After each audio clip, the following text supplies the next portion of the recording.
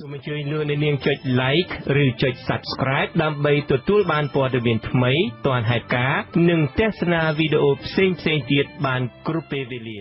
បាទលោកអ្នកនាងជាទីមេត្រីងាកមើលមកពិនិត្យមើលសំណុំរឿងនយោបាយវិញម្ដងបាទលោកសំរងស៊ីប្រធានស្ដីទីគណៈបកសង្គ្រោះជាតិឲ្យដឹងនៅថ្ងៃទី11មិថុនាថាលោកនឹងវិលត្រឡប់ចូលទៅស្រុកវិញដើម្បីតស៊ូនៅលើឆាកនយោបាយនៅខែកញ្ញាខាងមុខនេះលោកសំរងស៊ីមិនបានបញ្ជាក់អំពីផែនការលម្អិតថាតើលោកនឹងធ្វើអ្វីខ្លះនៅពេលដែលលោកត្រឡប់ទៅដល់កម្ពុជាវិញនោះនៅឡើយទេលោកគ្រាន់តែបញ្ជាក់ថាលោកនឹងធ្វើកិច្ចការទៅតាមអ្វីដែលគណៈបកបានសម្រេចនឹងគឺចឹងដែរកម្មវិធីខ្ញុំទាំងអស់គឺនឹងរៀបចំដោយគណៈដឹកនាំគណៈបកសង្គ្រោះជាតិពិសេសខ្ញុំមិនអាចសម្រេចម្នាក់ឯងឬបកស្រាយម្នាក់ឯងចាំមិនព្រោះរឿងនេះគឺនៅតែគិតគូរជាបណ្ដាអញ្ចឹងបាទការប្រកាសរបស់លោកសំរងស៊ីនេះគឺធ្វើឡើងក្រោយពីអនុប្រធានគណៈបពប្រឆាំងអ្នកស្រីមូសុហួរបានប្រកាសជាលើកដំបូងអំពីផែនការជាក់លាក់របស់លោកសំរងស៊ីនិងមន្ត្រីជាន់ខ្ពស់គណៈបពប្រឆាំងវិលត្រឡប់ទៅកម្ពុជាវិញបាទអ្នកស្រីមូសុហួរបន្ថែមថាការកំណត់ពេលវេលារបស់លោកសំរងស៊ីជាក់លាក់នៅក្នុងការវិលត្រឡប់ទៅកាន់មាតុប្រទេសវិញនេះគឺជាការសម្រេចរបស់អង្គប្រជុំនៃគណៈកម្មាធិការអចិន្ត្រៃយ៍របស់គណៈបកសង្គ្រោះជាតិកាលពីថ្ងៃទី9ខែមិថុនានៅទីក្រុង Minneapolis នៃរដ្ឋ Minnesota សហរដ្ឋអាមេរិកបាទអ្នកនាំពាក្យគណៈបកប្រជាជនកម្ពុជានៅវិញគឺលោកសុកអេសានបានប្រកាសស្វាគមន៍ដំណើរចូលមកមាតុប្រទេសវិញរបស់លោកសំរងស៊ីក៏ប៉ុន្តែលោកសុកអេសានអះអាងថារដ្ឋាភិបាលនឹងចាត់វិធានការតាមផ្លូវច្បាប់ភ្លាមៗស្របពេលដែលលោកសំរងស៊ីមកដល់ស្រុកបាទលោកនាងជាទីមេត្រីជុំវិញការប្រកាសរបស់គណៈបកសង្គ្រោះជាតិអំពីដំណើរត្រៀមវិលត្រឡប់ចូលកម្ពុជាវិញរបស់លោកសំរងស៊ីនិងមន្ត្រីជាន់ខ្ពស់គណៈបកនេះឥឡូវនេះខ្ញុំមានបទសម្ភាសន៍ផ្ទាល់មួយជាមួយនឹងអាដាមអ៊ុំសំអានដែលលោកជាមន្ត្រីមួយរូបនៃគណៈបកសង្គ្រោះជាតិហើយតែងតែសកម្មនៅក្នុងបញ្ហាព្រំដែននិងបញ្ហាអន្តរប្រវេសន៍នោះបាទសូមជម្រាបសួរអាដាមអ៊ុំសំអានពីចម្ងាយតាមប្រព័ន្ធវីដេអូ Skype បាទសូមជម្រាបសួរលោកមានរិទ្ធហើយក៏សូមជម្រាបសួរប្រិយមិត្តអ្នកស្ដាប់វិទ្យុអស៊ីសេរីទាំងអស់ទាំងក្នុងនិងក្រៅប្រទេសបាទអរគុណណាស់ដែលអាដាមបានចំណាយពេលចូលរួមជាមួយអស៊ីសេរីនៅពេលនេះដោយសារមានករណីប្រកាសជាបន្តបន្ទាប់ពីមន្ត្រីជាន់ខ្ពស់គណៈបកសង្គ្រោះជាតិពីគណៈកម្មាធិការអចិន្ត្រៃយ៍របស់គណៈបកសង្គ្រោះជាតិអំពីដំណើរវិលត្រឡប់ចូលស្រុកវិញទាំងលោកសំរងស៊ីទាំងមន្ត្រីជាន់ខ្ពស់គណៈបកសង្គ្រោះជាតិនោះខ្ញុំចង់ដឹងពីខាងអាដាមវិញអស់រយៈពេលប្រមាណជាជិត1ឆ្នាំទៅហើយដែលអាដាមបានឃ្លាតចាកឆ្ងាយពីកម្ពុជាក្រោយពេលដែលត្រូវបានរបបក្រុងភ្នំពេញដោះលែងចេញពីពន្ធនាគារនោះតើអាដាមក្នុងនាមជាមន្ត្រីឬក៏តំណាងរាជគណៈបកសង្គ្រោះជាតិអាដាមមានគម្រោងវិលត្រឡប់ទៅកម្ពុជាវិញទេបាទខ្ញុំត្រៀមខ្លួនជានិច្ចដើម្បីត្រឡប់ទៅមាតុភូមិកម្ពុជាវិញជាមួយលោកប្រធានសំរងស៊ីជាមួយនឹងថ្នាក់ដឹកនាំ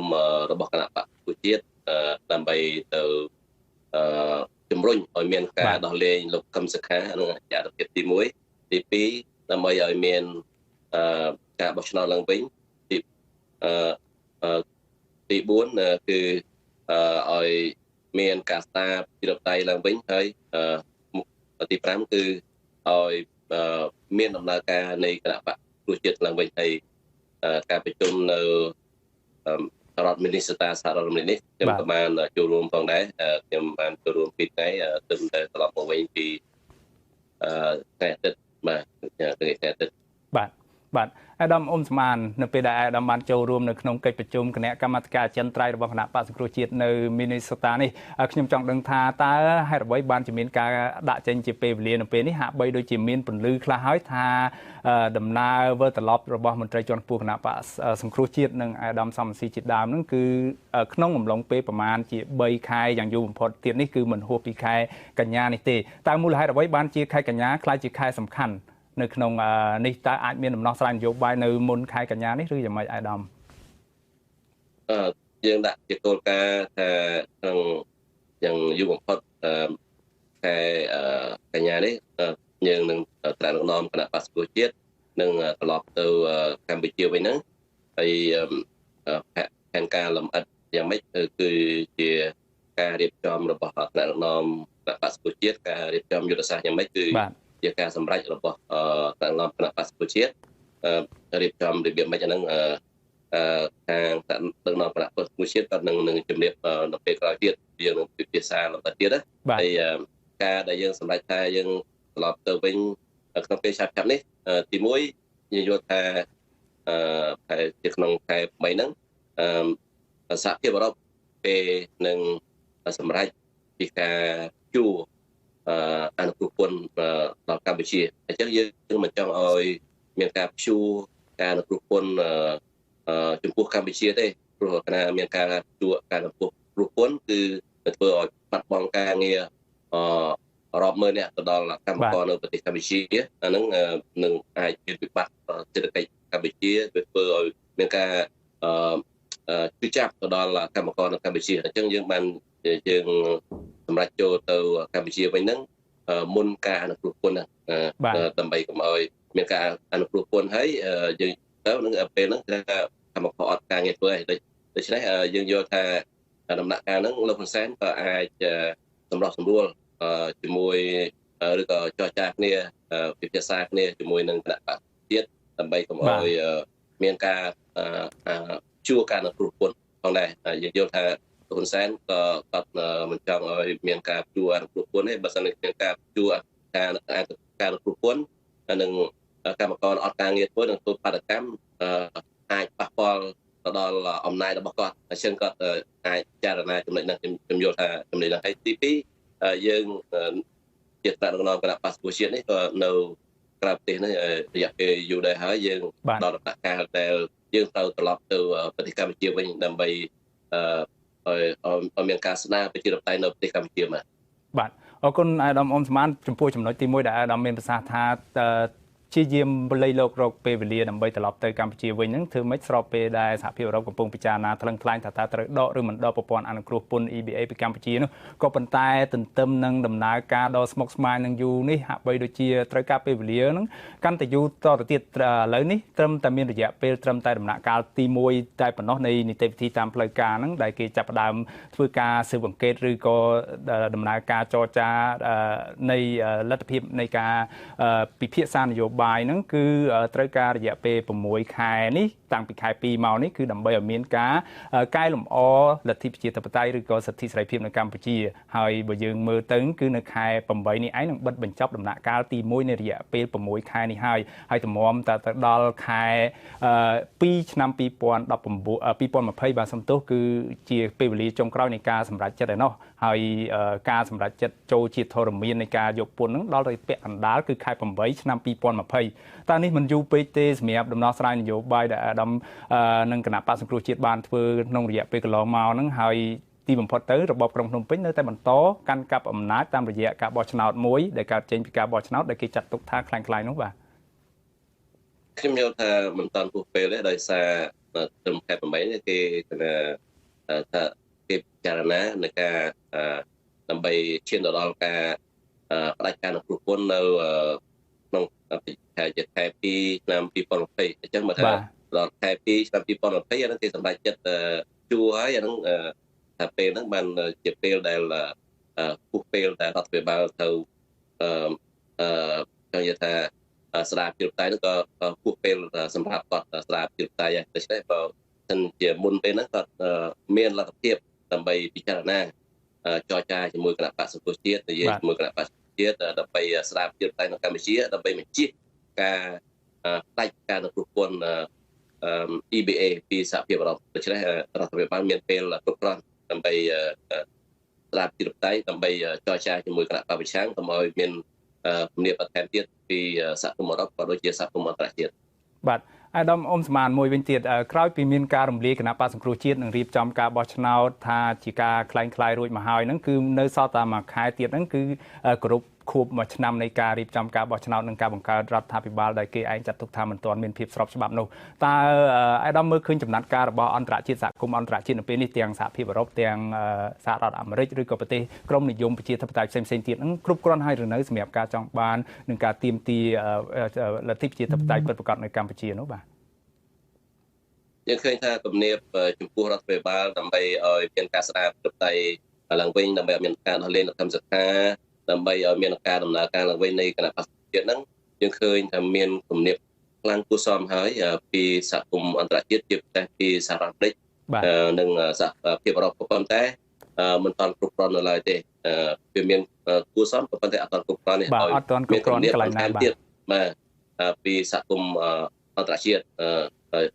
អត់តគ្រប់គ្រាន់ទាំងថាទីមួយយើងមើលទៅវាដូចស្រាលតែថាកន្លងមកហ្នឹងថាហាមឃាត់មន្ត្រីរដ្ឋាភិបាលមិនអោយចូលទៅប្រទេសមួយចំនួនហ្នឹងយើងឃើញថាវាមានតិចពីអាមេរិកហ្នឹងមានតិចពីប្រទេសដទៃទៀតដែលជាប្រទេសជាទឹកតែក៏មានតិចហើយការបង្កកទ្រព្យសម្បត្តិចំពោះមន្ត្រីរដ្ឋាភិបាលហ្នឹងឥឡូវនេះដូចថាវាអត់តមានទូលំទូលាយនៅឡើយទេអញ្ចឹងយើងអត់ចង់ឲ្យមានគំនាបចំពោះរដ្ឋាភិបាលហ្នឹងបន្ថែមទៀតហើយត្រូវដាក់គំនាបបន្ថែមពីខាងប្រទេសសេរីបន្ថែមទៀតទៅលើមេដឹកនាំរដ្ឋាភិបាលកម្ពុជាហ្នឹងដើម្បីឲ្យគាត់ងាកមកផ្លូវប្រជាធិបតេយ្យវិញបាទអាហ្នឹងបានរដ្ឋាភិបាលគាត់ព្រមបើសិនជាគំនាបស្រាលរដ្ឋាភិបាលលោកហ៊ុនសែនគាត់មិនព្រមព្រោះគាត់ចង់រក្សាអំណាចសម្រាប់ខ្លួនគាត់និងក្រុមគ្រួសាររបស់គាត់កូនចៅនិងគាត់បន្តទៀតបាទអរគុណអាយដាមអ៊ុំស្មានសំណួរចុងក្រោយរបស់ខ្ញុំអាយដាមខ្ញុំចាប់អារម្មណ៍ភាសារបស់អាយដាមដែលមានភាសាថាគំនាបស្រាលត្រង់កន្លែងគំនាបស្រាលនេះយើងឃើញថាក្រោយពីមានការរៀបចំបោះឆ្នោតคล้ายៗហើយបង្កើតរដ្ឋាភិបាលដែលមិនស្របច្បាប់រួចមកតើការដែលសហភាពអឺរ៉ុបឬក៏សហគមន៍អន្តរជាតិមិនបានបញ្ជាក់ឲ្យច្បាស់ទាមទារបានច្បាស់ថាមានការបោះឆ្នោតឡើងវិញតម្រូវឲ្យរបបលោកហ៊ុនសែនត្រូវមានការបោះឆ្នោតឡើងវិញនេះជាផ្នែកមួយដែលអាដាមមើលឃើញថាត្រូវតែទាមទារតទៀតទេសម្រាប់គណៈបកសង្គ្រោះជាតិបើយើងត្រូវតែទាមទារធ្វើម៉េចឲ្យរដ្ឋាភិបាលហ្នឹងឲ្យគណៈបកសង្គ្រោះជាតិដំណើរការឡើងវិញហើយរៀបចំការបោះឆ្នោតឡើងវិញការបោះឆ្នោតគុំការបោះឆ្នោតជាតិហ្នឹងត្រូវរៀបចំឡើងវិញឲ្យមានការចូលរួមពីគណៈបក្សប្រជាជាតិហើយត្រូវប្រគល់តំណែងក្រុមប្រឹក្សាគុំ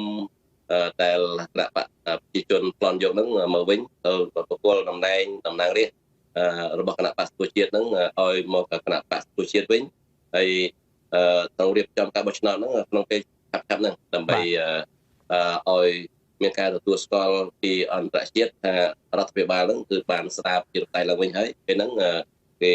លែងដាក់គំនាបទៅលើរដ្ឋាភិបាលកម្ពុជាហើយក៏គេមិននឹងផ្ដាច់ប្រព័ន្ធអនុគ្រោះពន្ធEBA ពីសហភាពអឺរ៉ុបហើយសហរដ្ឋអាមេរិកក៏នឹងមិនផ្ដាច់ការអនុគ្រោះពន្ធ GSP ពីសហរដ្ឋអាមេរិកផងដែរបាទដោយខ្លីមានន័យថាបើទោះបីជាមានការចរចានយោបាយវិលត្រឡប់ទៅកម្ពុជាវិញរបស់មន្ត្រីជាន់ខ្ពស់គណៈបក្សសង្គ្រោះជាតិនិងអាយដាមសំរងស៊ីក៏ដោយក៏ប៉ុន្តែការទាមទារឲ្យមានការបោះឆ្នោតឡើងវិញនៅតែជាចំហរបស់គណៈបកនេះដដែលមិនចឹងអាយដាមបាទត្រូវហើយយើងទៅនោះគឺដើម្បីឲ្យមានការស្ដារទៅដៃហើយមានការទេប្រព័ន្ធសង្ការហើយនឹងឲ្យមានការរស់ឡើងវិញនៃគណៈបក្សជាតិហ្នឹងឯងហើយយើងសង្ឃឹមថាលោកហ៊ុនសែននឹងរកដំណោះស្រាយណាមួយព្រោះកាលយើងចូលទៅបើសិនយើងទៅនេះមិនមានទៅតែថ្នាក់ដឹកនាំជាតិនឹងលោកសំរងស៊ីទេគឺយើងចូលទៅនេះគឺមានទាំងប្រជាពលរដ្ឋអ្នកគ្រប់គ្រងមានទាំងអ្នកការទូតមានទាំងអ្នកតំណាងរាស្ត្រនៃប្រទេសប្រជាធិបតេយ្យមួយចំនួនទៅជាមួយដែរដូច្នេះបើសិនជាមិនដោះស្រាយទេវាអាចមានការប្រទេសខ្លះមួយចំនួននៅពេលដែលយើងចូលទៅដូច្នេះយើងសង្ឃឹមថារដ្ឋាភិបាលនឹងរកដំណោះស្រាយមុនដែលយើងនឹងធ្វើមេត្តាភូមិវត្តទៅកម្ពុជាយើងសង្ឃឹមថាចាលោកអ្នកនាងជាទីមេត្រីប្រជាពលរដ្ឋមួយចំនួនផ្ទុះកំហឹងកាន់តែខ្លាំងដោយសារតែមិនពេញចិត្តនឹងរឿងអាញាធរចាប់សកម្មជននយោបាយនិងសកម្មជនសង្គមដាក់ពន្ធនាគារជាបន្តបន្ទាប់ពួកគេចាត់ទុកការចាប់ខ្លួននេះថាជារឿងអយុត្តិធម៌ធ្វើបាបប្រជាពលរដ្ឋស្លូតត្រង់ដើម្បីបំបិទមាត់កុំឲ្យពួកគេរិះគន់រដ្ឋាភិបាលចាលោកវ៉ែនសុមេតរាយការណ៍ព័ត៌មាននេះសកម្មជនការពារព្រៃឈើនៅខេត្តក្រចេះលោកហេងស្រស់ថ្លែងនៅថ្ងៃទី9សីហាថាលោកឈឺចាប់យ៉ាងខ្លាំងនៅពេលឃើញអាជ្ញាធរចាប់លោករងឈុននិងក្រុមអ្នកតវ៉ាគាំទ្រគាត់ដាក់គុកដោយអយុត្តិធម៌ប្រមាណ2សប្តាហ៍កន្លងមកនេះលោកបន្ថែមថាការចាប់ខ្លួននេះមិនបានផលចំណេញអ្វីដល់ជាតិឡើយផ្ទុយទៅវិញធ្វើឲ្យប្រជាពលរដ្ឋកាន់តែឈឺចាប់ព្រោះបាត់បង់សិទ្ធិសេរីភាពសម្ដែងមតិទាមទារឲ្យរដ្ឋាភិបាលដោះស្រាយពីទុក្ខកង្វល់របស់ពួកគាត់អានេះជាការដែលគម្រាមកំហែងទៅដល់សកម្មជនដទៃទៀតចំពោះការដែលសកម្មជនដែលគាត់ធ្វើការពាក់ព័ន្ធទៅរឿងព្រំដែនសកម្មជនធ្វើការពាក់ព័ន្ធជាមួយនឹងបរិស្ថានសកម្មជនដែលធ្វើការពាក់ព័ន្ធជាមួយដីធ្លីសកម្មជនដែលធ្វើការពាក់ព័ន្ធជាមួយនឹងកម្មករវិជាការគម្រាមកំហែងទៅដល់សកម្មជនទាំងនោះចំណែកក្រុមប្រជាពលរដ្ឋនៅខេត្តបន្ទាយមានជ័យនិងខេត្តព្រៃវែងវិញប្រាប់អាស៊ីសេរីថា លោករងឈុននិងមនុស្សមួយចំនួនទៀតដែលអាជ្ញាធរចាប់ខ្លួនថ្មីនេះជាមនុស្សស្លូតត្រង់មិនបានប្រព្រឹត្តខុសច្បាប់អ្វីទេដូច្នេះតុលាការត្រូវតែដោះលែងពួកគាត់ជាបន្ទាន់និងដោយឥតលក្ខខណ្ឌក្រមពលរដ្ឋទាំងនេះបញ្ជាក់ទៀតថាអ្នកតាមដានស្ថានភាពក្នុងប្រទេសតែងតែប្រជុំគ្នារិះគន់រដ្ឋាភិបាលចំពោះការចាប់ខ្លួនពលរដ្ឋនៅតាមតុកាហ្វេពួកគាត់ព្រួយបារម្ភថាប្រសិនបើអាជ្ញាធរនៅតែបន្តចាប់មនុស្សដោយអយុត្តិធម៌បែបនេះទៀតនោះប្រជាពលរដ្ឋនឹងអាចតវ៉ាបណ្ដេញលោកនាយករដ្ឋមន្ត្រីចុះចេញពីតំណែងនៅពេលខាងមុខព្រោះវាជួបបញ្ហាច្រើនរាល់ថ្ងៃគាត់អត់អាចទោះដូចបោះប៉ុន្តែរាល់ថ្ងៃឃើញហេតុការណ៍ចម្លែកបែបដូចថាពីមួយគាត់អត់ការងារហើយបញ្ហាបំណុលក៏ច្រើនដែរអញ្ចឹងអាបញ្ហាហ្នឹងធ្វើឲ្យគាត់នៅមិនបានខ្ញុំសង្ឃឹមថាថ្ងៃណាមួយប្រជាពលរដ្ឋខ្មែរយើងនឹងក្រោកស៊ូឡើងទាំងអស់គ្នាដើម្បីទម្លាក់គាត់ចេញព្រោះថារាល់ថ្ងៃនេះរបបគាត់ដឹកនាំនេះគឺផ្ដាច់ការនិងដេរឆានបំផុតគឺគ្មានភាពយុត្តិធម៌សម្រាប់រាជមានការធ្វើបាបជិះជាន់ដូចជាការប្លន់ដីធ្លីនិយាយរួមសពបែបយ៉ាងត្រូវតែក្រោកឈរឡើងដើម្បីការពារប្រទេសជាតិយើងមួយនេះកុំឲ្យបាត់បង់ដោយសារស្នាដៃរបស់លោកហ៊ុនសែនតាក់ទងនឹងបញ្ហានេះអ្នកនាំពាក្យគណៈបកប្រជាជនកម្ពុជាលោកសុកអេសានមានប្រសាសន៍ថាការចាប់ខ្លួនលោករងឈុនគឺជារឿងត្រឹមត្រូវដោយសារតែលោកនិយាយផ្ដេសផ្ដាស់ខុសពីការពិតដែលអាចធ្វើឲ្យរដ្ឋាភិបាលមានចំនួនជាមួយប្រទេសជិតខាងគាត់ចង់ថាមហាវីរៈបុរសក៏បានគាត់ចង់ថាអីជាតិអីស្អិនរបស់គាត់ក៏បានអានឹងស៊ីសងនេះគាត់យល់ទេបាទក៏ប៉ុន្តែវាមិនផុតនៅលើគាត់យល់មកក្តាប់តូចទេវាលើប្រជាជនកម្ពុជាទូទាំងប្រទេសផ្ទុយពីការលើកឡើងរបស់អ្នកនាំពាក្យគណៈបកកណ្ដាលអំណាចនេះប្រធានផ្នែកសិទ្ធិមនុស្សនៃសមាគមការពារសិទ្ធិមនុស្សអាត6លោកនីសុខាក៏សម្គាល់ថាការចាប់លោករងឈុនសកម្មជននយោបាយនិងសកម្មជនសង្គមបន្តមកនេះគឺជាការរឹតបន្តឹងសិទ្ធិសេរីភាពសម្ដែងមតិរបស់ប្រជាពលរដ្ឋលោកនៅតែមើលឃើញថាសកម្មភាពរបស់ប្រជាពលរដ្ឋទាំងនោះមិនបានប្រព្រឹត្តខុសច្បាប់អ្វីឡើយដូច្នេះយើងឃើញថាសកម្មភាពដែលពួកគាត់បានចូលទៅតាមដានឃ្លាំមើលអំពីបញ្ហាប្រសង់បញ្ហាអីនៅយប់មុននេះគឺថាដូចជាមិនមានអ្វីដែលជាអំពើនឹងជាល្មើសច្បាប់ទេដូច្នេះមិនដឹងថាតើអាជ្ញាធរលោកយកគោលការណ៍ឬក៏ច្បាប់ណាដើម្បីមកធ្វើការឃាត់ខ្លួនទៅដល់អ្នកដែលគ្រាន់តែចូលរួមឃ្លាំមើលតាមដានរឿងចឹងទេខ្ញុំអត់យល់ដែរណាចាប់តាំងពីដើមខែសីហាមកយ៉ាងហោចណាស់មានមនុស្ស4នាក់ហើយត្រូវបានអាជ្ញាធរចាប់ខ្លួនដាក់ពន្ធនាគារព្រៃសរដោយសារតែពួកគាត់ចូលរួមតវ៉ាឲ្យតុលាការដោះលែងប្រធានសហព័ន្ធសហជីពកម្ពុជាលោករងឈុនប៉ុន្តែក្នុងនោះមានស្ត្រីមានផ្ទៃពោះ3ខែម្នាក់គឺលោកស្រីសុវណ្ណាត្រូវបានអាជ្ញាធរដោះលែងវិញកាលពីថ្ងៃទី6សីហាបន្ទាប់ពីឃុំខ្លួនលោកស្រីរួចសួរចម្លើយអស់2យប់នៅអធិការដ្ឋាននគរបាលខណ្ឌចំការមននិងនៅស្នងការដ្ឋាននគរបាលរាជធានីភ្នំពេញពួកគេត្រូវបានចោទប្រកាន់ពីបទញុះញង់បង្កអសន្តិសុខនៅក្នុងសង្គមខ្ញុំបាទវ៉ានសុមេតអាស៊ីសេរីពីរដ្ឋធានី Washington លោកអ្នកនាងកំពុងស្ដាប់ការផ្សាយរបស់អាស៊ីសេរីជាទីមេត្រីតំណាងអង្គការសង្គមស៊ីវិលគ្រោងនឹងដាក់ញត្តិទាមទារទៅស្ថាប័នផ្សេងទៀតក្នុងនោះមានទាំងលោកនាយរដ្ឋមន្ត្រីហ៊ុនសែនឲ្យដោះលែងលោករងឈុនដែលជាមេដឹកនាំសហជីពដ៏សកម្មក្នុងការការពារសិទ្ធិកម្មករនិងយុត្តិធម៌សង្គមការគ្រោងដាក់ញត្តិនេះក្រោយពីអង្គការចំនួន3រួមមានតំណាងមជ្ឈមណ្ឌលប្រជាពលរដ្ឋដើម្បីអភិវឌ្ឍអង្គការ Confrel និងតំណាងសមាគមសិទ្ធិមនុស្សអាត6បានជួបជាមួយនឹងឯកអគ្គរដ្ឋទូតអាមេរិកប្រចាំនៅកម្ពុជាកាលពីថ្ងៃទី7ខែសីហាប្រធានមជ្ឈមណ្ឌលប្រជាពលរដ្ឋដើម្បីអភិវឌ្ឍនិងសន្តិភាពលោកយងកំឯងលើកឡើងថាស្ថានទូតសហរដ្ឋអាមេរិកគាំទ្រអង្គការសង្គមស៊ីវិលយ៉ាងខ្លាំងនៅក្នុងការទាមទារឲ្យដោះលែងលោករងឈុននេះចាសសូមលោកអ្នកនាងស្ដាប់បទសម្ភាសន៍របស់លោកទីនសការីយ៉ាជាមួយនឹងលោកយងកំឯងអំពីបញ្ហានេះដូចតទៅលោកយងកំឯងបាទកាលពីសប្តាហ៍មុនខាងអង្គការសង្គមស៊ីវិលបានជួបទូតអាមេរិកតាក់ទងនឹងការចាប់ខ្លួនលោករងឈុននឹងមកដល់ពេលនេះតើខាងអង្គការសង្គមស៊ីវិលនឹងធ្វើអ្វីបន្តទៀតបាទ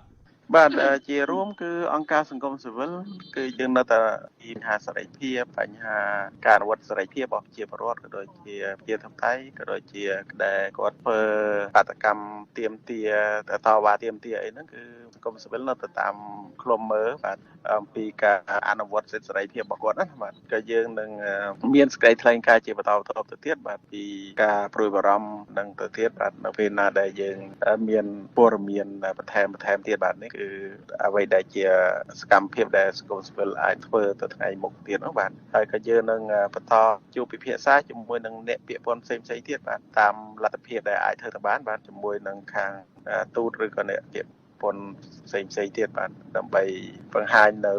កង្វល់ក៏ដូចជាព័ត៌មានជាពាក់ព័ន្ធនឹងសេរីភាព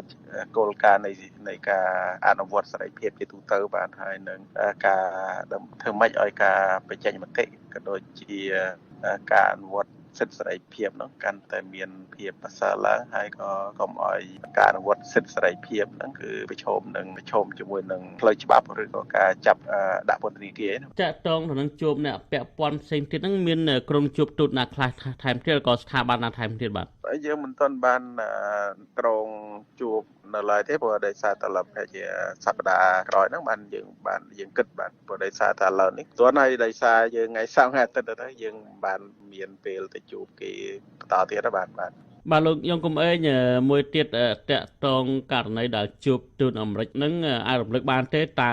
ខាងគេរដ្ឋទូតលោកបានសន្យាអ្វីខ្លះដែរពិសេសគឺករណីលោករងឈុននេះបាទជាទូទៅទូតអាមេរិកគឺគេបង្ហាញចំហក្នុងការគ្រប់គ្រងទៅលើ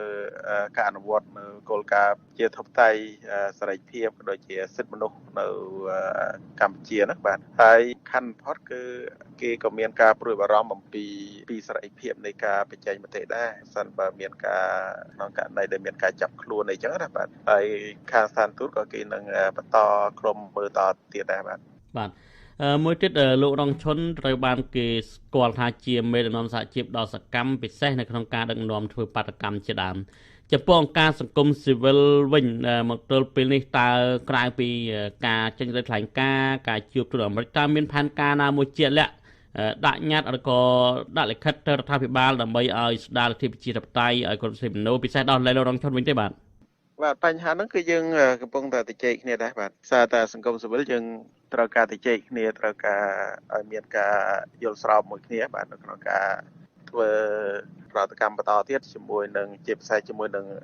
រដ្ឋាភិបាលដែរបាទអញ្ចឹងប៉ុន្តែដោយសារតែសង្គមស៊ីវិលមិនទាន់បានជជែកគ្នា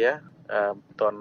បានជជែកគ្នាបានពីផែនការថាការដាក់ញត្តិនោះរបៀបម៉េចបាទបានជារួមគឺនឹងក៏ជាមធ្យោបាយមួយដែលក្នុងចំណោមមធ្យោបាយនានាដែលយើងបានជ្រើសរើសដែរបាទយើងក៏ការបង្ហាញអំពីកង្វល់របស់យើងទៅរដ្ឋាភិបាលផ្ទាល់ដែរប៉ុន្តែជាមួយគ្នានោះក៏យើងបានបង្ហាញពីកង្វល់របស់យើងដំបូងគេទៅកាន់រដ្ឋាភិបាលក៏ដូចជាសាធារណជនរួចហើយតាមសេចក្តីថ្លែងការណ៍ហ្នឹងបាទពីការព្រួយបារម្ភអំពីសេរីភាពក៏ដូចជាការស្នើសុំឲ្យដោះលែងរូបរងឈុននៃជាដើមហ្នឹងបាទហ្នឹងគឺយើងបានធ្វើកន្លងមកហើយដែរបាទប៉ុន្តែក៏យើងនឹងតាមដានពីការស្ថានភាពនៃការវិវត្តហ្នឹងហើយនឹងអាចនឹងធ្វើការបន្តទៅទៀតបាទក្រៅពីអង្គការសង្គមស៊ីវិលតាមដានពីការវិវត្តការរំលោភសិទ្ធិមនុស្សនេះហើយយើងឃើញថាអង្គការសង្គមស៊ីវិលកាលពីមុនគឺសកម្មណាស់នៅក្នុងការជំរុញឲ្យអាជ្ញាធរមានសមត្ថកិច្ចគោរពសិទ្ធិមនុស្សហើយពិសេសគឺការចូលរួមទាមទារនៅអង្គើអយុត្តិធម៌សង្គមហើយនឹងទាមទារឲ្យគោរពសិទ្ធិមនុស្សនេះអង្គការសង្គមស៊ីវិលគ្រោងនឹងធ្វើបាតកម្មទេអំពីបញ្ហានេះអង្គការសង្គមស៊ីវិលនៅពេលនេះយើងគ្មានយើងមិនទាន់យើងគ្មានកម្រងណាមួយធ្វើបាតកម្មទេបាទហើយកន្លងមកក៏យើងអង្គការសង្គមស៊ីវិលក៏យើងមិនធ្លាប់យើងមិនបានធ្វើបាតកម្មនៅក្នុងការទាមទារដែរបាទគាត់ថាអ្វីដែលសំខាន់គឺយើងទាមទារនៅក្នុងរូបភាពមួយលក្ខណៈមួយដែលវាមានដែលឈលលើនៅមូលដ្ឋានភស្តុតាងហើយនឹងការទៅជែកពិភាក្សាគ្នាប៉ុន្តែនៅក្នុងនោះគឺយើងឃើញថាមានក្រុមមានអ្នកដែលធ្វើទាមទារតវ៉ាឲ្យដោះលែងហ្នឹងគឺអង្គការសង្គមស៊ីវិលយើងគឺចូលរួមតាមដានហើយនឹងឃ្លាំមើលអំពីការអនុវត្តសេរីភាពហ្នឹងបាទព្រោះដោយសារថារឿងដែលសំខាន់បំផុតរបស់អង្គការសង្គមស៊ីវិលហ្នឹងគឺយើងអត់អាចទៅធ្វើបាតកម្មទាមទារអីជាលក្ខណៈករណីប៉ុន្តែជុំវិញនៅបញ្ហាការអនុវត្តគោលការណ៍ហ្នឹងគឺយើងធ្វើអមថាយើងធ្វើការយើងលើកកម្ពស់ទៅលើគោលការណ៍រួមជាទូទៅក្នុងការលើកកម្ពស់សេរីភាពលើកកម្ពស់សិទ្ធិមនុស្សប្រជាធិបតេយ្យហ្នឹងគឺ ទី1គឺយើងធ្វើជារូបភាពឧទាហរណ៍ថាបើសិនជាក្នុងករណីដែលធ្វើបាតកម្មធ្វើអីនោះទោះឡាការធ្វើក្នុងការលើកកម្ពស់ទៅលើគោលការណ៍រួមមកពាក់ព័ន្ធលើការលើកកម្ពស់សិទ្ធិមនុស្សទិវាសិទ្ធិមនុស្ស10ធ្នូអីជាដើមណាបាទយើងធ្វើប៉ុន្តែករណីដែលកើតឡើងចំពោះប្រជាពលរដ្ឋចំពោះកុំស៊ីវិលនេះគឺយើងជាទូទៅយើងចូលរួមនៅក្នុងការតាមដានតែនឹងយើងអន្តរាគមផ្សេងទៅតាមរូបភាពផ្សេងឬក៏ទៅតាមវិជ្ជាជីវៈរបស់អង្គការសង្គមស៊ីវិលយើងធ្លាប់ធ្វើកន្លងមកបាទលោកយើងក៏បានករណីលោករងឈុននេះគឺអ្នកច្បាប់បានលើកឡើងថាជាការចាប់ខុសច្បាប់ទៅទៀតហើយមួយទៀតក៏គេចាត់ទុកថាជាការរំលោភសិទ្ធិមនុស្សដែរហេតុអីបានជាសង្គមស៊ីវិលធ្វើការចេញមុខតវ៉ាទាមទារដោយដែលយុវជនកំពុងតែធ្វើនេះបាទព្រោះអាណត្តិរបស់អង្គការសង្គមស៊ីវិលគឺយើងបដិបដាលឲ្យប្រជាពលរដ្ឋមានការយល់ដឹងអំពីសិទ្ធិអំពីសេរីភាពនៅក្នុងសង្គមបាទហើយអង្គការសង្គមស៊ីវិលដែលបង្កើតឡើងទាំងអស់នេះមួយចំនួនហ្នឹងបាទគឺមិនមែនបានន័យថាបង្កើតឡើងដើម្បីធ្វើបាតកម្មទេប៉ុន្តែមធ្យោបាយដែលយើងដោះស្រាយបញ្ហាសង្គមយើងមានមធ្យោបាយដោយឡែកពីគ្នានៅក្នុងការធ្វើកិច្ចការណាបាទប៉ុន្តែក៏អង្គការសង្គមស៊ីវិលគឺមានអាណត្តិការងាររបស់ខ្លួនដោយឡែកពីគ្នាណាបាទប៉ុន្តែអ្វីដែលជាអាណត្តិការងាររួមហ្នឹងគឺការលើកកម្ពស់សេរីភាពហើយនិងការបញ្ចេញមតិជាហូរហែបាទដោយសារថានៅក្នុងបរិបទបច្ចុប្បន្ននេះគឺយើងឃើញថាអង្គការសង្គមស៊ីវិលដែលភាគច្រើនគឺគាត់បានធ្វើកិច្ចការបដិបដាលអំពីសិទ្ធិអំពីសេរីភាពទៅដល់ប្រជាពលរដ្ឋឲ្យបានកាន់តែទលំទលាយកាន់តែច្រើនបាទហើយនឹងការឃ្លាំមើលបាទអំពីការរំលោភសិទ្ធិមនុស្សការរំលោភសេរីភាពបញ្ចេញមតិជាដើមបាទអញ្ចឹងអាហ្នឹងគឺជារឿងសំខាន់ដែលការកំណត់របស់អង្គការសង្គមស៊ីវិលហ្នឹងបាទមួយទៀតករណីដែលក្រុមយុវជនដែលធ្វើបាតកម្មទាមទារលោករងឈុនមានគ្រូបង្រៀនមានកម្មករមួយចំនួនដែរនេះមានការបង្ក្រាបពីអាជ្ញាធរហើយក៏មានការចាប់ខ្លួនដល់ហ្នឹងខាងទូតអាមេរិកវិញមានមតិយោបល់បែបណាដែរហើយមានទស្សនៈបែបណាចំពោះបញ្ហានេះចំពោះស្ថានទូតអាមេរិកគេគាត់ថាបញ្ជាក់អំពីតាមដានមើលអំពីការវិវត្តជាបន្តទៀតដែរបាទបានបញ្ជាក់ចឹងដែរបាទហ្នឹងគឺការបញ្ជាក់ពីខាងគាត់បាទអរគុណលោកយងកំបាញ់ចុងក្រោយលោកមានអ្វីបន្ថែមបាទជាចុងក្រោយខ្ញុំថាយើងទាមទារឲ្យអាជ្ញាធរបាទដែលមានសមត្ថកិច្ចហ្នឹងធ្វើយ៉ាងណាគឺគួរតែមានការអនុវត្តឲ្យបានត្រឹមត្រូវតាមច្បាប់ហើយនឹងការលើកកម្ពស់សេរីភាពបញ្ចេញមតិរបស់ប្រជាពលរដ្ឋហ្នឹងឲ្យបានទូលំទូលាយបាទកុំឲ្យប្រជាពលរដ្ឋលោកមានការព្រួយបារម្ភអំពីការបញ្ចេញមតិរបស់គាត់ទៅកាន់សាធារណជនក៏ដូចជាបង្ហាញនៅការព្រួយបារម្ភរបស់គាត់ផ្សេងបាទនៅក្នុងការទាមទារឲ្យរដ្ឋាភិបាលឆ្លើយតបជាវិជ្ជមានចំពោះបញ្ហារបស់ពួកគាត់ហ្នឹងបាទអរគុណច្រើនលោកយងកំឯងបាទអរគុណសូមជម្រាបលាបាទអរគុណបាទជម្រាបលាបាទលោកនាងកញ្ញាទើបបានស្ដាប់បទសម្ភាសន៍របស់លោកទីនសការីយ៉ាជាមួយនឹងលោកយងកំឯងប្រធានមជ្ឈមណ្ឌលប្រជាពលរដ្ឋដើម្បីអភិវឌ្ឍនិងសន្តិភាពអំពីគម្រោងរបស់អង្គការសង្គមស៊ីវិលក្នុងការទាមទារឲ្យដោះលែងលោករងឈុន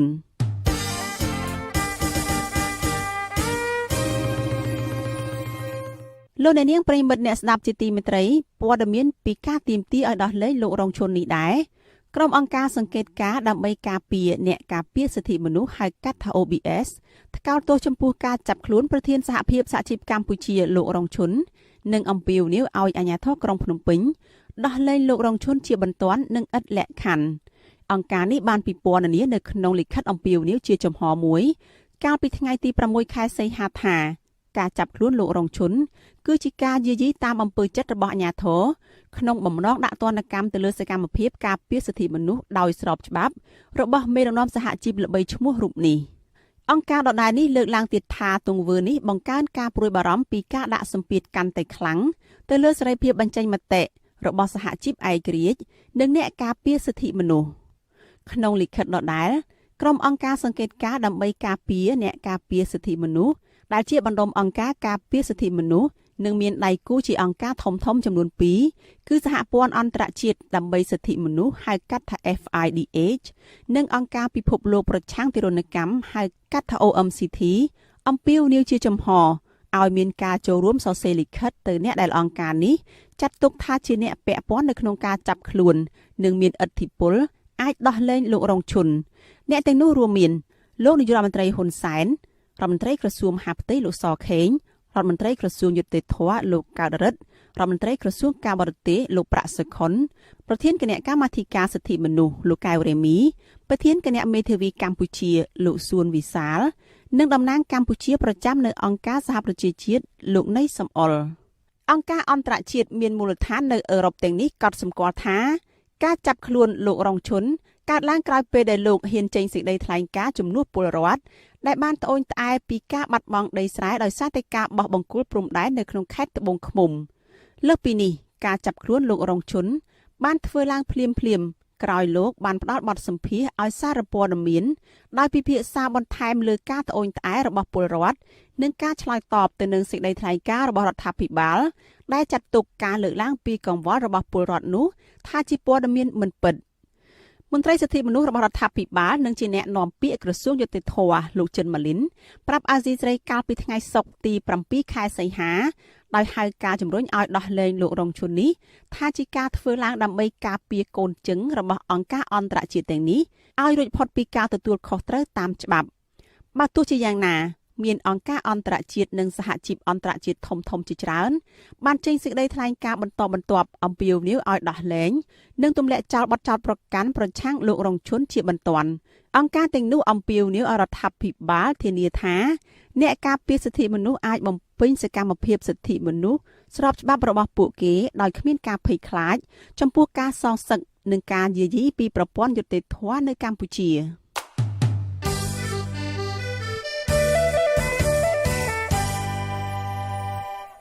ចលនានាងជាទីមេត្រី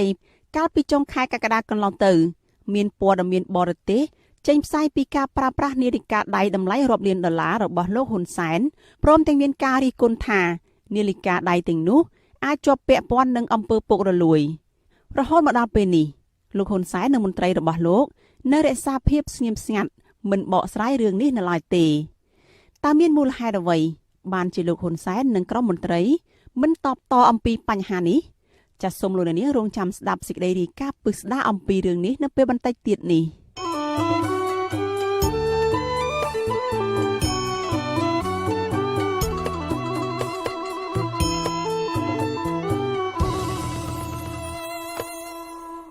ចលនានាងជាទីមេត្រីងាកមកការចាប់ខ្លួនសកម្មជនគណបកសង្គ្រោះជាតិវិញម្ដង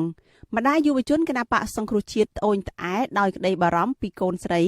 បន្ទាប់ពីមន្ត្រីពន្ធនាគារមិនអនុញ្ញាតឲ្យលោកស្រីបានចូលជួបសួរសុខទុក្ខកញ្ញាសកនិកានៅពន្ធនាគារព្រៃសរទេលោកស្រីស្នើសុំឲ្យមេធាវីនិងអង្គការនានាជួយអន្តរាគមន៍ទៅអាជ្ញាធរឲ្យលោកស្រីបានចូលជួបកូនស្រីរីឯមន្ត្រីសិទ្ធិមនុស្សយល់ថាមន្ត្រីពន្ធនាគារគួរតែពិនិត្យសារឡើងវិញចំពោះករណីនេះនិងគួរតែអនុញ្ញាតឲ្យស្មើភាពគ្នាចំពោះអ្នកជាប់ឃុំទាំងអស់ម្ដាយរបស់យុវជនគណបកសង្គ្រោះជាតិគឺកញ្ញាសកនិកាថ្លែងសុំមិនបញ្ចេញឈ្មោះឲ្យអាស៊ីសេរីដឹងថាលោកស្រីបានទៅពន្ធនាគារព្រៃសរដើម្បីសុំចូលជួបសួរសុខទុក្ខកូនស្រីរបស់លោកស្រី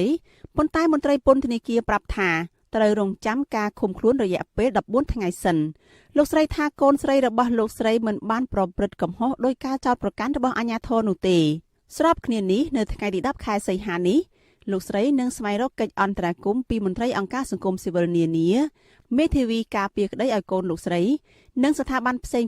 ឲ្យជួយជំរុញទៅអាជ្ញាធរជាពិសេសខាងមន្ត្រីពន្ធនាគារដើម្បីឲ្យលោកស្រីបានចូលជួបកូនស្រីគេមកប្រាប់មីងហ្នឹងក៏កៃស្លំស្លោទៅដើររសួរតាមប៉ុស្តិ៍រហូតអត់ឃើញរហូតដើរសួរគ្រប់ប៉ុស្តិ៍គ្រប់ខណ្ឌអីបានគេថ្ងៃប្រហែលជាម៉ោង7អង្គការទេមកប្រាប់ថាឃើញហើយនៅពន្ធនាគារអ្នកមីងហ្នឹងក៏ទៅយកអាវ៉ាន់ទិញអីដល់ទិញទៅក៏គេអត់ឲ្យជួបទេគេប្រាប់ថា14ថ្ងៃបានឲ្យជួបវាអយុធម៌ណាចំពោះកូនខ្ញុំអីកូនខ្ញុំហ្នឹងវាគ្មានទឹកអីខុសក្រងអីធ្ងន់ធ្ងរដោយសាររួចប្លន់បោកប្រាស់គេអីពួកវាអត់ដែរគាត់នៅវាទៅគាំទ្រហ្នឹងទៀមទាយុវជនណាខ្ញុំគ្មានដែរមានរឿងអីទេពីមុនមករឿងអាត្រូវអីក៏អត់មានដែរខ្ញុំសំណូមពរឲ្យអង្គការការពារជាតិគ្រប់អង្គការហ្នឹងហើយនឹងរដ្ឋាភិបាលនិងតុលាការឲ្យជួយឲ្យដោះលែងកូនខ្ញុំមកវិញមកមេធាវីដែលតែងតែការពារក្តីឲ្យសំណុំរឿងគណៈបកប្រឆាំងគឺលោកមេធាវីសំសុគង្គមានប្រសាសន៍ថាលោកបានទទួលសំណើឲ្យជួយការពារក្តីពីក្រុមគ្រួសារកញ្ញាសកនិកាហើយ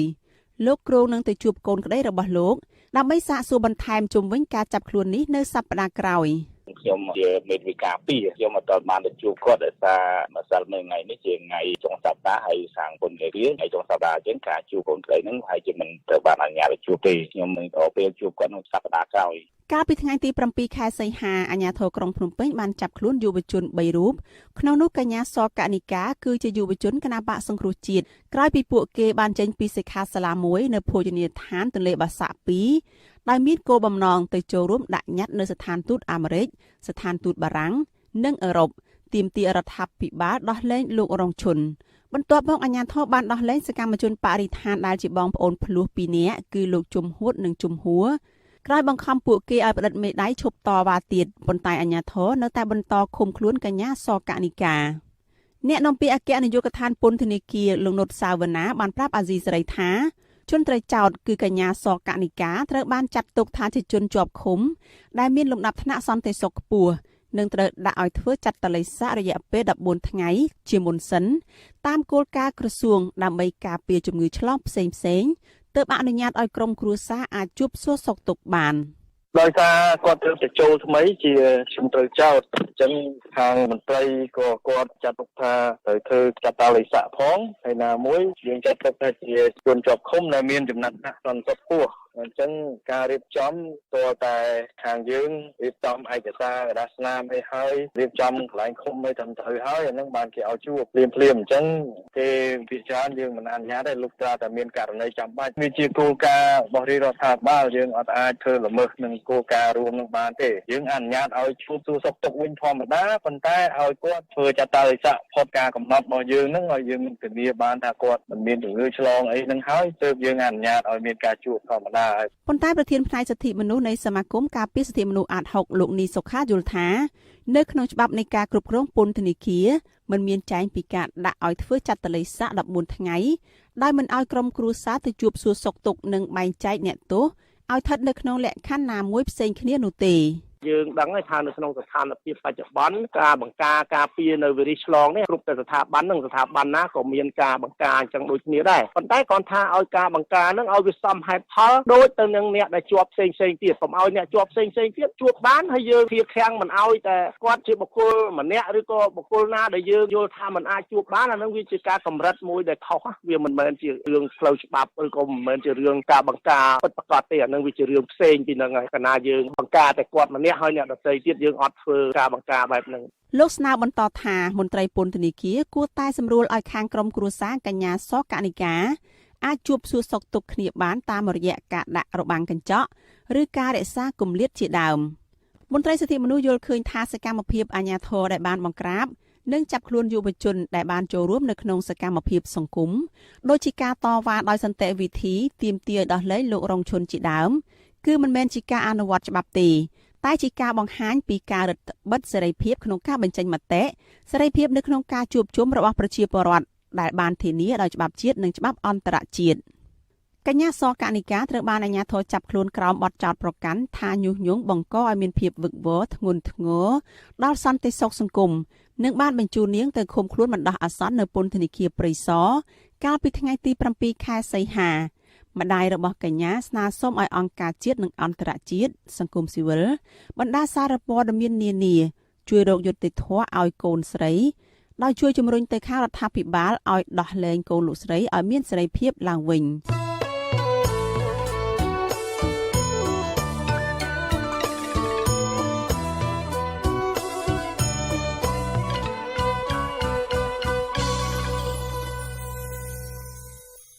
លោកអ្នកនាងកំពុងស្ដាប់ការផ្សាយរបស់អាស៊ីសេរីប្រធានាធិបតី Washington នៅឯខេត្តមណ្ឌលគិរីសហគមន៍ជនជាតិដើមភាគតិចបានប្រារព្ធទិវាជនជាតិដើមភាគតិចពិភពលោកលើកទី26និងលើកទី16នៅកម្ពុជានៅក្នុងទីតាំងចំនួន46កន្លែងផ្សេងៗគ្នានៅទូទាំង5ស្រុកក្រោមប្រធានបទស្នើរដ្ឋាភិបាលការពារសុវត្ថិភាពដីធ្លីក្នុងការប្រារព្ធទិវានេះពួកគេមិនបានហែកក្បួនទ្រង់ទ្រាយធំដូចឆ្នាំមុននោះទេសូមស្ដាប់សេចក្តីរាយការណ៍របស់លោកជីវតាអំពីរឿងនេះតំណាងសហគមន៍ជនជាតិដើមភាគតិចលោកគ្រឿងតុលាប្រាប់អាស៊ីសេរីនៅថ្ងៃទី9 ខែសីហាថាក្នុងចំណោម46ទីតាំងដែលពួកគេប្រារព្ធទិវានេះមាន4ទីតាំងដែលមានការជួបជុំមនុស្សច្រើនធ្វើពិធីសែនព្រេន រាំប្រគំតន្ត្រីនិងច្រៀងភាសាជនជាតិដើមភាគតិចជាដើម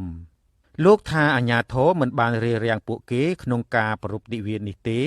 ដោយគ្រាន់តែផ្ដល់ដំណឹងហាមមិនអោយពលរដ្ឋជួបជុំគ្នាច្រើនក្រុមហេតុផលទប់ស្កាត់ជំងឺ COVID-19 លោកក្រាញ់តុលាបន្ថែមថាក្រមជនជាតិដើមភាគតិចបានស្នើរដ្ឋាភិបាលឲ្យការពារសុវត្ថិភាពដីធ្លីជាប្រធានបទសំខាន់ពីព្រោះការរំលោភដីធ្លីនិងភាពយឺតយ៉ាវក្នុងការចុះបញ្ជីដីសមរភាពជាបញ្ហាប្រឈមធ្ងន់ធ្ងរមិនទាន់ដោះស្រាយឲ្យដាច់ស្រឡះក្នុងរយៈពេលជាច្រើនឆ្នាំកន្លងទៅនេះ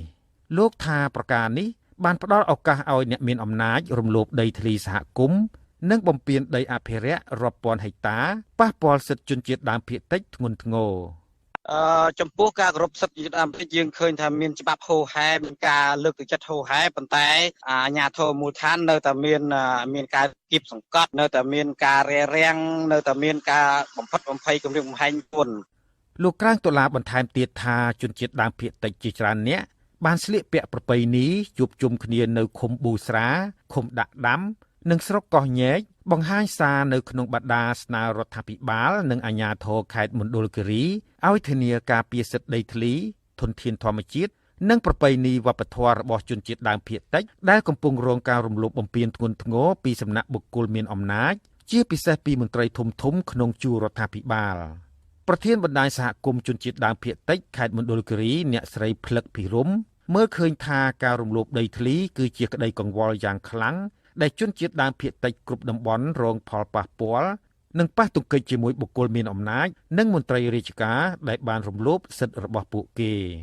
ហេតុដូច្នេះពួកគេចង់ឲ្យរដ្ឋាភិបាលបង្ហាញជំហរច្បាស់លាស់ក្នុងការការពារផលប្រយោជន៍របស់ជនជាតិដើមភាគតិចឥឡូវដូចជានៅអូររាំងមានភ្នំប្រវត្តិសាស្ត្រឬក៏ភ្នំអរិយច្រើនត្រូវបានទិញលក់អញ្ចឹងណាទៅនៃវប្បធម៌ពួកខ្ញុំគឺតំបន់អរិយតំបន់កប់ខ្មោចឯងខ្លះក៏ធ្វើខ្លាំងដែរដូចជាយើងធ្វើពលានយន្តហោះថ្មីៗនេះក៏បានត្រៀមដីកប់ខ្មោចដែរហ្នឹងហើយយើងឃើញថាសុខភាពដីធ្លីសម្រាប់2ឆ្នាំនេះគឺពិបាកមែនតើអញ្ចឹងយើងគិតថាយើងយកប្រធានបទហ្នឹងដើម្បីឲ្យរាជរដ្ឋាភិបាលហើយនឹងវាស្របនឹងពេលដែលខាងក្រសួងគណៈកម្មការវង្វេងដីធ្លីហ្នឹងគេធ្វើឆ្នាំនេះតែអញ្ចឹងណាឆ្លើយតបទៅនឹងរឿងនេះអ្នកនាំពាក្យសាលាខេត្តមណ្ឌលគិរីគឺលោកសុកសេរាមានប្រសាសន៍ថាអាជ្ញាធរខេត្តមិនបានហាមឃាត់ការប្រារព្ធទិវានេះរបស់ជនជាតិដើមភាគតិចនោះទេលើកលែងតែពលរដ្ឋធ្វើខុសពីគោលការណ៍របស់រដ្ឋាភិបាលនិងក្រសួងអភិវឌ្ឍជនបទលោកថាស្ទើរជារៀងរាល់ឆ្នាំអាជ្ញាធរខេត្តតែងចូលរួមគាំទ្រការប្រារព្ធទិវានេះបើធ្វើប្ររពទៅតាមច្បាប់តាមគោលការណ៍មិនមានអីត្រូវហាមឃាត់ទេលើកលែងតែធ្វើខុសពីនោះខុសពីគោលការណ៍ដែលរដ្ឋាភិបាលបានណែនាំក៏ដូចជាក្រសួងអភិវឌ្ឍជនបទអីចឹងគេណែនាំមន្ត្រីសម្របសម្រួលសមាគមអាត6ខេត្តមណ្ឌលគិរីលោកអៀងមេងលីសង្កេតឃើញថាពលរដ្ឋលើកយកប្រធានបទការពារសុវត្ថិភាពដីធ្លីគឺជាចំណុចរសើបនិងដ៏សំខាន់មួយដែលរដ្ឋាភិបាលគួរតែពង្រឹងសមត្ថភាពដោះស្រាយឲ្យមានប្រសិទ្ធភាពព្រោះចំនួនដីធ្លីនៅតែកើតមានច្រើនដោះស្រាយមិនចេញប៉ះពាល់ជីវភាពសេដ្ឋកិច្ចនិងសិទ្ធិជាមូលដ្ឋានរបស់ជនជាតិដើមភាគតិចជាប្រព័ន្ធខ្ញុំជីវិតាអាស៊ីសេរីលោកនាងប្រិមិត្តអ្នកស្ដាប់ជាទីមេត្រីងាកមកព័ត៌មានពីវិស័យអប់រំវិញម្ដងសិស្សជាង300នាក់រៀននៅសាលាអង់គ្លេសអន្តរជាតិ King's Slice នៅក្នុងរាជធានីភ្នំពេញប្រតិកម្មចំពោះអ្នកគ្រប់គ្រងសាលាមួយនេះថាមិនបានផ្ដល់សំណងសមរម្យក្រោយពីសាលាប្រកាសបិទទ្វារកាលពីពេលថ្មីៗនេះពួកគេអះអាងថាគណៈគ្រប់គ្រងសាលាមួយនេះមិនបានបង្ហាញមុខបកស្រាយឲ្យបានច្បាស់លាស់នោះទេលោកទីនសការីយ៉ាមានសេចក្តីរាយការណ៍មួយទៀតអំពីរឿងនេះសិស្សជាង300នាក់រស់នៅរាជធានីភ្នំពេញនិងតាមបណ្ដាខេត្តនានាឲ្យដឹងនៅថ្ងៃទី9សីហាថាពួកគេកំពុងនាំគ្នាផ្តិតមេដាយប្តឹងនាយកសាលាឯកជនមួយឈ្មោះហ៊ូចម្រើនទៅមន្ទីរអប់រំរាជធានីភ្នំពេញនិងស្ថាប័នពាក់ព័ន្ធឲ្យជួយរកយុត្តិធម៌បន្ទាប់ពីសាលាបានប្រកាសបិទទ្វារដោយមិនផ្ដល់សំណងត្រឹមត្រូវតាមសេចក្តីប្រកាសព័ត៌មានរបស់ខ្លួនក្រុមសិស្សានុសិស្សទាមទារឲ្យនាយកសាលាចេញមុខបកស្រាយឲ្យបានច្បាស់លាស់និងទទួលខុសត្រូវក្នុងការផ្ដល់ប្រាក់ដែលពួកគេបានបង់ថ្លៃសាលាជូនពួកគេវិញតំណាងសិស្សមួយរូបកញ្ញាជីលីដាដឹងថាពួកគេមិនសុខចិត្តទេព្រោះគណៈគ្រប់គ្រងសាលាបានគេចវេះមិនបង្ហាញខ្លួនដោះស្រាយជូនកញ្ញាអះអាងថាបានបង់ថ្លៃសាលាចំនួន$324ទៅឲ្យសាលាដើម្បីសិក្សារយៈពេល4ត្រីមាសតែកញ្ញាសិក្សាបានតែរយៈពេល1ខែប៉ុណ្ណោះសាលាបានបិទទ្វារហើយសាលាបានប្រគល់ប្រាក់ជូនកញ្ញាវិញត្រឹមតែ$100ប៉ុណ្ណោះ កញ្ញាបន្តថាសិស្សភាគច្រើនមិនទទួលយកបានទេហើយត្រៀមប្តឹងទៅស្ថាប័នពាក់ព័ន្ធឲ្យជួយអន្តរាគមន៍ដោះស្រាយជូនខាងសាលាអត់ចេញមុខមកស្រាយឲ្យច្បាស់លាស់ជាផ្លូវការឯងគាត់ខលមកម្ដងម្នាក់ហើយព័ត៌មានអត់ច្បាស់លាស់ហើយទៅសម្រាប់ខ្ញុំផ្ទាល់គឺគាត់ខលមកថាឲ្យខ្ញុំនឹងយក$10និយាយទៅគាត់ធ្វើមកនិយាយឲ្យប្រុសឲ្យខ្ញុំប្រុសទទួលយក$តែខ្ញុំអត់ទទួលទេបងខ្ញុំអត់ទុកចិត្តខ្ញុំចង់ឲ្យនាយកសាលានឹងចេញមុខមកបោះស្រាយជាផ្លូវការខ្ញុំមានជាគម្រាមទៀតគាត់ថាបើសិនខ្ញុំហ៊ានតវ៉ាហ៊ានតែទៅប្រមូលគ្នាគាត់ថាខ្ញុំនឹងអាចខូចអនាគតទៀតបងតំណាងសិស្សម្នាក់ទៀតរស់នៅខេត្តកំពង់ស្ពឺគឺលោកហ៊ួនតុងឲ្យដឹងដែរថាសិស្សជាង300នាក់ភាគច្រើនបង់លុយចំនួន$324សិក្សារយៈពេល4ត្រីមាសក៏ប៉ុន្តែពួកគេភាគច្រើនមិនបានសិក្សាតាមកាលកំណត់នោះទេដោយសិស្សខ្លះមិនបានរៀនខ្លះទៀតរៀនបាន1ខែហើយសាលាក៏ប្រកាសខ្សែធនកាលពីថ្ងៃទី3សីហានេះលោកសង្ស័យថាសាលាឯកជនមួយនេះមានចេតនាឆបោកពួកគេក្រោមលេសប៉ះពាល់ពីជំងឺ Covid-19 ក្នុងពេលបុគ្គលិកសាលានេះមិនបានអនុវត្តដោយការសន្យានៅចំពោះមុខសិស្សទង្វើសាលាហ្នឹងគឺបោកប្រាស់សិស្សបងពួកអីទីទៅគឺពេលដំបូងសាលាបាននិយាយថានៅពេលដែលយើងចូលឈ្មោះចូលរៀនយើងអត់មានលុយអញ្ចឹងខ្វះលុយអញ្ចឹងគាត់និយាយថាយើងអាចទៅរកបងប្អូនអីអញ្ចឹងឲ្យខ្ចីលុយធ្វើម៉េចឲ្យតែបានលុយមកបង់សាលាគាត់ហើយបន្ទាប់ពីគាត់បាត់សាលាហើយគាត់បែរជាមកនិយាយវិញថាចុះណៃអត់យល់ពីសាលាខ្សែធនហើយទៅទីទៅគឺសិស្សទាំងអស់ហ្នឹងកាន់តែសុខចិត្តព្រោះសាលាបិទហើយអត់សងសំណងមិនសមរម្យហើយគាត់លក្ខណៈបោកបញ្ឆោតសិស្សសាលាបង្រៀនភាសាអង់គ្លេសអន្តរជាតិ The Kingsley International School មានទីតាំងស្ថិតនៅសង្កាត់បឹងសាឡាងខណ្ឌទួលគោករាជធានីភ្នំពេញសិស្សានុសិស្សអាងថានាយកគ្រប់គ្រងសាលានេះឈ្មោះហ៊ូចម្រើនដែលបច្ចុប្បន្នធ្វើការនៅក្រសួងការបរទេសនិងកិច្ចសហប្រតិបត្តិការអន្តរជាតិសាលានេះក្រោយពីប្រកាសបិទទ្វារបានផ្ដល់ដំណឹងឲ្យសិស្សានុសិស្សមកការិយាល័យភ្ជាប់វិក័យប័ត្របង់ប្រាក់ដើម្បីឲ្យសាលាផ្ដល់ប្រាក់សំណងជាក់ស្ដែងក្រុមសិស្សានុសិស្សអាងថាលុយដល់សាលាប្រមូលបានពីពួកគេសរុបប្រមាណជា$10,000អាស៊ីសេរីមិនអាចតេតងនាយកសាលាហ៊ូចម្រើនដើម្បីសុំការបំភ្លឺរឿងនេះបានឡើយទេកាលពីថ្ងៃទី9សីហារីឯអ្នកនាំពាក្យក្រសួងអប់រំលោករស់សុវិចាមានប្រសាសន៍ថាក្រសួងមិនទាន់ទទួលដំណឹងនេះនៅឡើយទេលោកថាករណីនេះអាណាព្យាបាលសិស្សអាចពិភាក្សាដោយទ្វេភាគីជាមួយតំណាងគ្រឹះស្ថានសិក្សាឯកជនហើយមន្ត្រីអប់រំមានភារកិច្ចចូលរួមសម្របសម្រួលដោះស្រាយបញ្ហានេះជូនតងទៅនឹងការងារខាងលើនេះគឺគួរមានការសម្របសម្រួលទ្វេភាគីរវាងគ្រឹះស្ថានសិក្សាឯកជនហើយនិងសំណាក់មេដាបិតាប្រកបដោយសន្តិវិធីជាពិសេសនៅក្នុងបរិបទ COVID-19 ចំពោះមុខនេះនាយកប្រតិបត្តិអង្គការសម្ព័ន្ធគណនេយ្យភាពសង្គមលោកសនជ័យបញ្យល់ថាគ្រឹះស្ថានសិក្សាឯកជនគឺជាស្ថាប័នឯកជនមុននឹងដំណើរការអាជីវកម្មរបស់ខ្លួនរដ្ឋតម្រូវឲ្យតម្កល់ប្រាក់ទុកសម្រាប់ត្រៀមបង្ការហានិភ័យនានាហេតុនេះលោកថាការប្រកាសបិទទ្វាររបស់សាលាមួយនេះគួរតែដោះស្រាយបញ្ហាដែលនៅសេសសល់ឲ្យចប់សពគ្រប់ហើយក្រសួងអប់រំមានតួនាទីចូលរួមដោះស្រាយឲ្យបានត្រឹមត្រូវខ្ញុំទីនសាការីយ៉ាសេរីប្រធានីវ៉ាស៊ីនតោនចលនានាងជាទីមេត្រីនៅក្នុងរយៈពេល7ខែដើមឆ្នាំ2020នេះស្របពេលដែលពិភពលោកកំពុងជួបវិបត្តិធ្ងន់ធ្ងរដោយសារតែវិបត្តិជំងឺ Covid-19 ការនាំចេញអង្ករចេញពីកម្ពុជាទៅទីផ្សារអឺរ៉ុបបានកើនឡើងគួរឲ្យកត់សម្គាល់គឺកើនឡើងជិត 38% នេះបើតាមការបំភ្លឺរបស់ក្រសួងកសិកម្មរុក្ខាប្រមាញ់និងនេសាទកាលពីថ្ងៃទី9ខែសីហាប៉ុន្តែមន្ត្រីជំនាញកសិកម្មថាការកើនឡើងនេះគឺដោយសារតែពលរដ្ឋនៅក្រៅប្រទេសនាំគ្នាទិញស្បៀងទុកព្រោះខ្លាចខ្វះខាតពេលមានវិបត្តិបែបនេះលោកអ្នកនាងប្រិយមិត្តអ្នកស្ដាប់ជាទីមេត្រីរដ្ឋាភិបាលទើបបានដាក់ចេញគោលនយោបាយផ្ដល់ប្រាក់ឧបត្ថម្ភ 50,000 រៀលសម្រាប់ពិធីបុណ្យភ្ជុំបិណ្ឌដល់មន្ត្រីរាជការតើពលរដ្ឋរស់នៅក្នុងសហគមន៍ក្រីក្រយល់ឃើញយ៉ាងណាចំពោះគោលនយោបាយនេះលោកអ្នកនាងនឹងបានស្ដាប់សេចក្តីរាយការណ៍ពិស្ដារអំពីរឿងនេះនៅពេលបន្តិចទៀតនេះ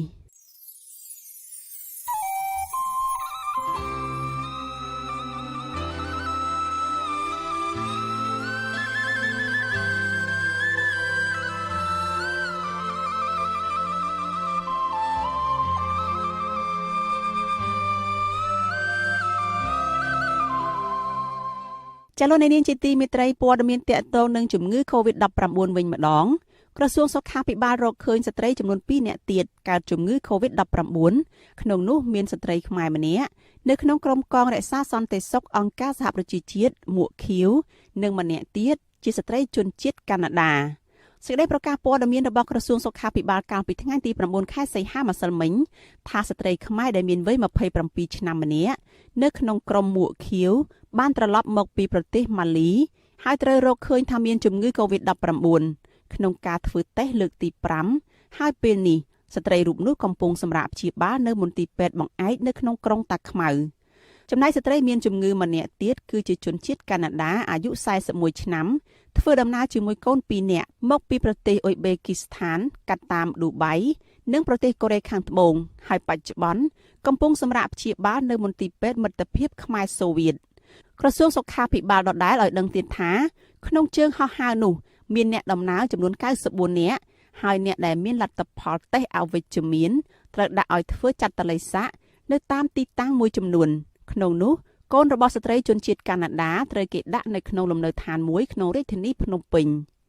ជាមួយគ្នានេះក៏មានបរិសុជនជាតិខ្មែរ2នាក់បានជាសះស្បើយដែលអ្នកទាំងពីរស្ថិតនៅក្នុងចំណោមអ្នកធ្វើដំណើរមកពីប្រទេសប៉ាគីស្ថានគិតត្រឹមថ្ងៃទី8ខែសីហាកម្ពុជារកឃើញអ្នកឆ្លងជំងឺ Covid-19 ចំនួន246នាក់ក្នុងនោះព្យាបាលឲ្យសះស្បើយចំនួន217នាក់និងកំពុងសម្រាកព្យាបាលចំនួន31នាក់និងពុំមានករណីស្លាប់នោះទេបើទោះជាយ៉ាងនេះក្តីក្រសួងសុខាភិបាលបន្តអំពាវនាវដល់ពលរដ្ឋឲ្យប្រុងប្រយ័ត្ននិងអនុវត្តអនាម័យឲ្យបានជាប់ជានិច្ច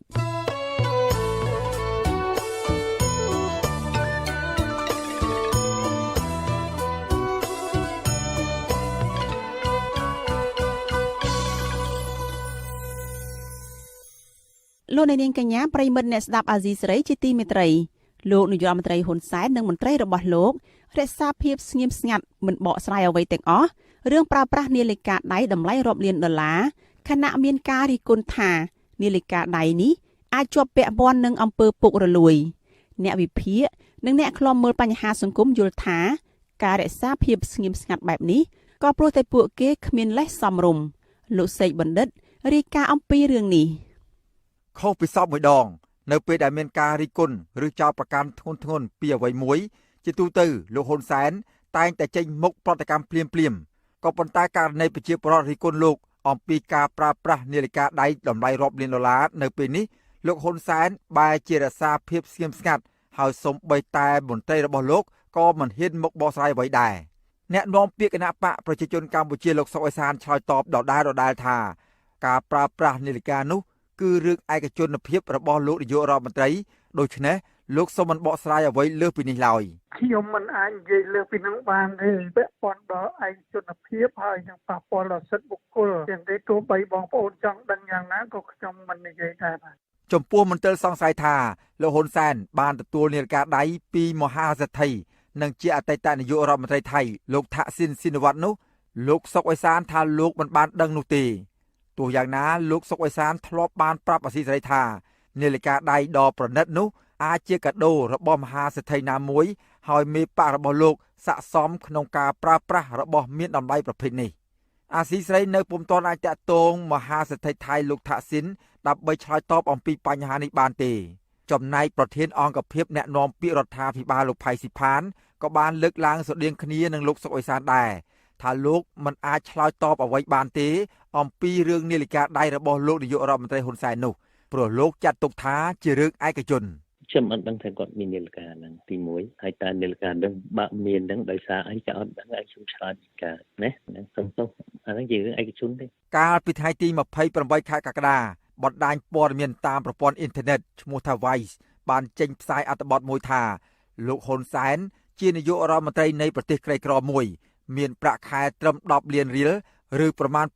$2,500អាមេរិកនោះបែរជាមាននាឡិកាដៃប្រណិតជាច្រើនគ្រឿងក្នុងតម្លៃរាប់លានដុល្លារ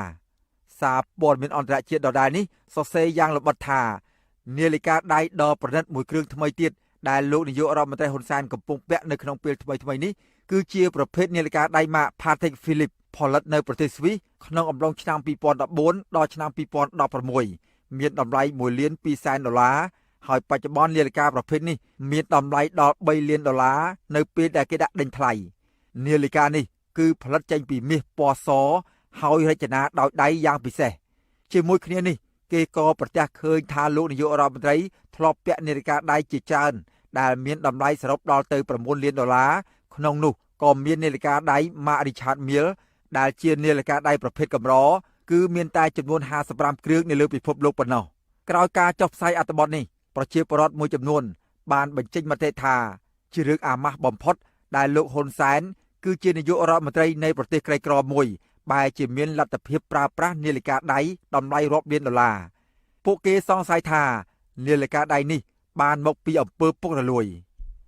អ្នកវិភាគនយោបាយនិងសង្គមលោកកឹមសុខលើកឡើងថាការដែលលោកហ៊ុនសែននិងមន្ត្រីរបស់លោកមិនបកស្រាយលម្អិតរឿងនាឡិកាដៃតម្លៃខ្ពស់កប់ពពកនេះក៏ព្រោះតែពួកគេគ្មានលេសសមរម្យដើម្បីកុហកប្រជាពលរដ្ឋនោះទេដូច្នេះពួកគេនៅស្ងៀមល្អជាងនិយាយលោកកឹមសុខបន្តថាភាពមានបាននិងភាពហ៊ឺហារបស់លោកហ៊ុនសែនក្នុងនាមជាមេដឹកនាំប្រទេសក្រីក្រមួយមិនអាចចាត់ទុកជារឿងសាមញ្ញនិងរឿងឯកជននោះទេប៉ុន្តែលោកជឿថាវាអាចកើតចេញពីអំពើពុករលួយជាច្រើនប្រភពបន្ថែមពីលើនេះទៀតលោកយល់ថាគ្មានកាដូឯណាមានតម្លៃរាប់លានដុល្លារនោះទេប្រសិនបើគ្មានការដោះដូរជាសម្ងាត់ណាមួយរវាងលោកហ៊ុនសែននិងម្ចាស់នាឡិកាដៃនោះគ្មានអ្នកជំនួយណាដែលប្រគល់នៅអំណោយរាប់លានដុល្លារហើយមិនទទួលបានការអនុគ្រោះណាមួយពីមេដឹកនាំជាតិណាមួយទេបើអញ្ចឹងគេចេះតែឲ្យអ្នកនេះអ្នកនោះគ្រប់គ្នា